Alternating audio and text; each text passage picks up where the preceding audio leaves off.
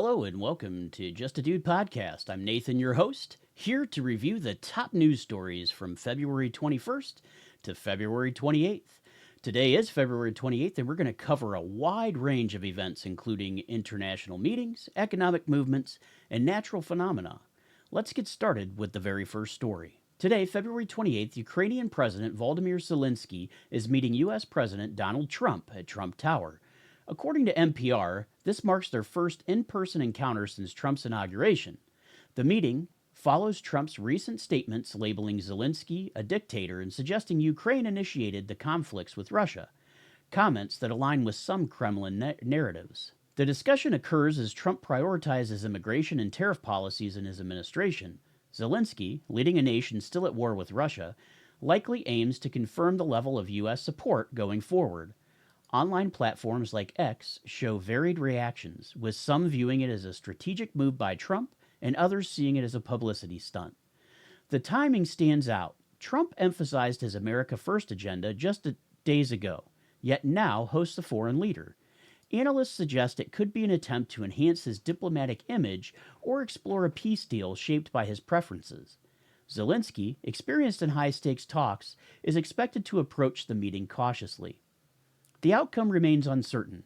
Trump's focus on bold gestures contrasts with Zelensky's need for concrete commitments, making this a significant event to watch. It's the leading story today due to its potential impact on international relations.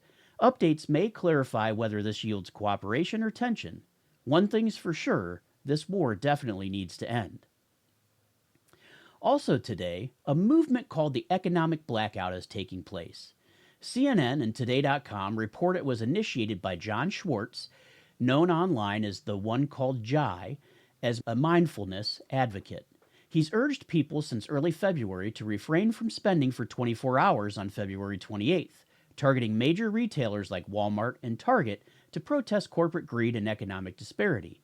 The campaign has gained support from groups like We Are Somebody, linking such as labor rights, according to PBS News. Social media, particularly X, reflects enthusiasm, with users promoting it as a way to demonstrate consumer influence. It's positioned as a collective stand against large corporations. However, its effectiveness is debated. Economists note that a single day without spending is unlikely to significantly disrupt the economy. Other data indicates Target's foot traffic dropped 7.9% and Walmart 4.8% this month, suggesting the blackout may align with existing trends rather than drive major change. The initiative highlights public frustration with economic systems. Though its long-term impact appears limited, major companies have weathered similar actions before. Participation is encouraged as a symbolic gesture, but whether it shifts corporate behavior remains to be seen. It's a notable effort drawing attention today, but will most likely go down as nothing more than a social stunt. Tonight, a 7-planet alignment will be visible, as reported by The Guardian. This rare event, dubbed a planetary parade, includes Mercury joining Venus, Mars, Jupiter, Saturn, Uranus, and Neptune in a straight line across the sky. This will not occur again until 2040, making it a significant astronomical moment that you don't want to miss. The best viewing opportunity is after sunset, looking west away from urban light pollution. According to astronomer Balahi, this applies to regions like the US, UK, and Australia. Social media shows people organizing viewing events, highlighting interest in the alignment. While visually striking, the planets won't be equally bright. Uranus and Neptune may require binoculars due to their faintness. The event underscores the scale of our solar system and occurs naturally without dramatic effects. It's an uncommon alignment that stands out for its rarity. Observers are encouraged to take advantage of clear skies tonight. The phenomenon may increase public interest in astronomy, though no immediate scientific developments are tied to it. It's a noteworthy occurrence for those tracking natural events, visible with minimal equipment. AP News reports that President Trump is threatening tariffs on Canada and Mexico again, and these are set to begin next week. He connects the policy to immigration concerns, asserting it will pressure both nations to enhance border security. The announcement aligns with his administration's focus on stricter controls. The proposal has raised alarms among businesses dependent on cross-border trade and labor, such as agriculture and manufacturing, per NPR. Social media on X notes potential price increases with references to higher costs for goods like avocados. Industries with supply chains linked to these countries are preparing for the impact. The policy shift follows closely after Trump's recent international engagements, marking a rapid pivot to trade action. Critics argue it risks an economic backlash given Canada and Mexico's trade significance, while supporters see it as a necessary stance. The decision's speed has fueled debate over its feasibility. The tariffs' effect hinge on implementation and response from affected nations. They could alter costs for consumers and businesses alike, raising questions about economic stability. This is definitely a developing story with broad implications, reflecting Trump's assertive approach to the policy. Previously, when Trump announced these tariffs, it was to help engage a conversation and to get some negotiations going on border security. It's yet to be seen if this is still the case with this latest round that's supposed to go into effect. Only time will tell. New speculation surrounds Thomas Matthew Crooks, the man who attempted to assassinate Trump in July of 2024. Private investigator Doug Hagman, cited on X, suggests Crooks may not have acted alone, potentially involving accomplices or a wider network. This theory has resurfaced 7 months after the incident. Crooks was killed during the attempt, and the FBI has released limited details since. The current buzz questions whether there were unreported connections, possibly to intelligence or criminal groups. Online discussions express frustration over the lack of official updates. The timing of this renewed interest coincides with Trump's return to office, prompting theories about political motives or delayed disclosures. No concrete evidence supports the accomplished claim yet, leaving it as speculation. The uncertainty keeps the case in the spotlight. Theories range from a lone actor to a coordinated effort, but without official confirmation, it's really unresolved. The public's call for clarity persists, given the gravity of the event. It's a story that continues to evolve, driven by interest and unanswered questions. Will this be another Las Vegas where we get no closure, or will the new administration be more transparent?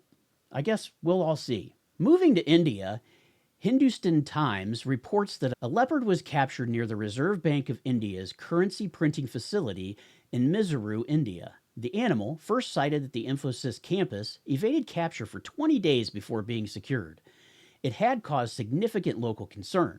The leopard's presence led Infosys to shift employees to remote work, and authorities used traps and drones to apprehend it. Social media features images and comments about the unusual situation. The incident highlights interactions between wildlife and urban expansion in that area. The operation's duration, 20 days, underscores the challenge of managing such incidents. Residents near the facility were understandably alarmed by the leopard's proximity. It raises broader questions about wildlife encounters in India's growing tech regions. The successful capture, without reported injuries, concludes a tense period. It reflects ongoing tensions between development and natural habitats. The story has drawn attention for its blend of nature and modern infrastructure, making a notable event today. Since February 26th, rapper Lil Baby has been in federal custody. According to Trends on X, authorities link him to the 4PF gang and a shooting in Atlanta last summer that killed 2 teenagers during a music video shoot. Atlanta police attribute the violence to gang rivalry over territory. The incident occurred when Lil Baby filmed in an area controlled by a rival gang, leading to the fatal confrontation.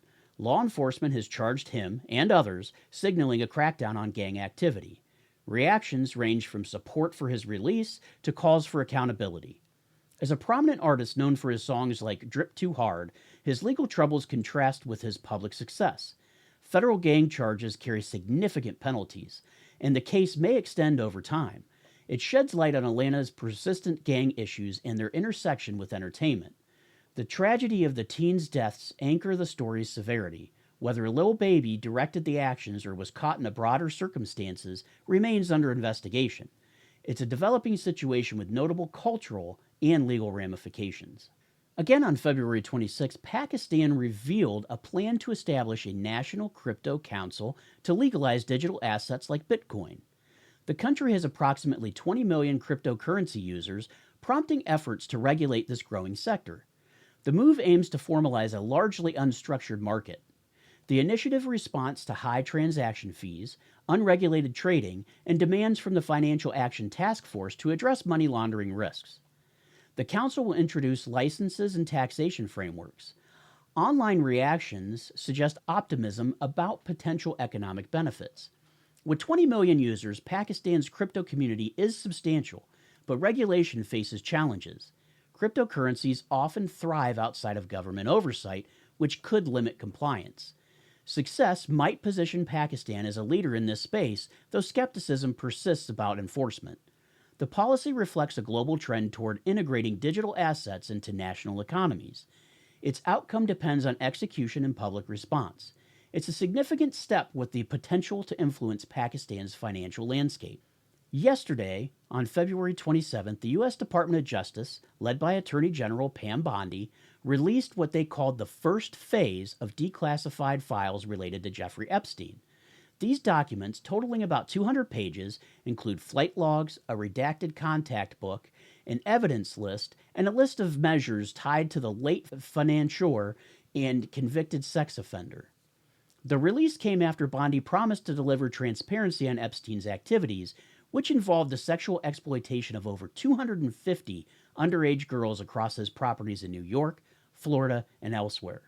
However, much of what has been made public has already surfaced in prior lawsuits or leaks, leaving many anticipating more significant revelations disappointed. The rollout of these files took an unusual turn when conservative influencers were seen leaving the White House on February 27th holding binders labeled The Epstein Files, Phase 1. Bondi had hinted on Fox News the day before that flight logs and names would be included, though she stressed redactions would protect victims' identities. Despite the hype, a review showed heavy redactions and largely repeated information, prompting questions about whether the documents were ever classified or if this was more of a symbolic gesture. Bondi herself acknowledged the limited scope, noting she'd only received a fraction of the requested materials from the FBI. Things escalated yesterday when Bondi sent an open letter to FBI Director Kash Patel, accusing the agency of withholding thousands of pages of Epstein-related documents. She demanded the full and complete files be delivered to her office by 8 a.m. this morning, citing a prior request that wasn't fully honored. Patel responded on X, promising a thorough investigation into any gaps and vowing to uncover any hidden records for public release. By the morning of February 28th, it wasn't clear if the additional documents had been handed over, leaving the situation unresolved as Bondi's deadline passed. The Epstein file release has stirred mixed reactions. Some see it as a step toward accountability for a case that's long fascinated the public due to Epstein's ties to powerful figures. He died by suicide in 2019 while awaiting trial. Others, especially on X, call it a letdown, arguing the lack of new bombshells fails to match the buildup from Trump's administration, which had pushed transparency as priority. With Bondi and Patel signaling more phases to come, the story is still unfolding, but for now, it's a partial glimpse into a dark chapter that's already seen years of scrutiny. The next batch, if it arrives, might shift the narrative, or just deepen the debate. Finally, on February 28th, AP News reported an investigation into the death of actor Gene Hackman. Known for films like The French Connection and Superman, Hackman passed away at age 95, prompting authorities to examine the circumstances. Details remain limited at this stage. Hackman lived privately in recent decades, making his death a sudden headline. While natural causes align with his age, the term investigation has sparked curiosity. Some reflect a mix of grief and speculation among fans, though no evidence suggests anything unusual or foul play. As an acclaimed actor with multiple awards, his loss resonates widely. The investigation may be standard procedure, but its announcement alongside other news has drawn notice. His contributions to film remain a celebrated legacy. Further information may clarify the situation, likely confirming a routine inquiry. For now, it's a notable story marking the end of an era in cinema. Hackman's passing closes a significant chapter in the entertainment history. Well, that wraps up our coverage of the top 10 news stories for this last week. We've spanned global politics, economic efforts, and notable passings. This has been Just a Dude podcast. I'm Nathan, thanking you for listening. Join me next time for more updates. If you liked this episode, please make sure to subscribe, leave a review, and leave a comment. We're on all social media platforms and love to interact with our fans. If you saw something in this story you want to comment about, if you have guests that you would like to join the show, or if you have other topics you'd like us to cover in the future, please hit us up on email or through social media. We really appreciate your listening, and we look forward to seeing you on the next episode.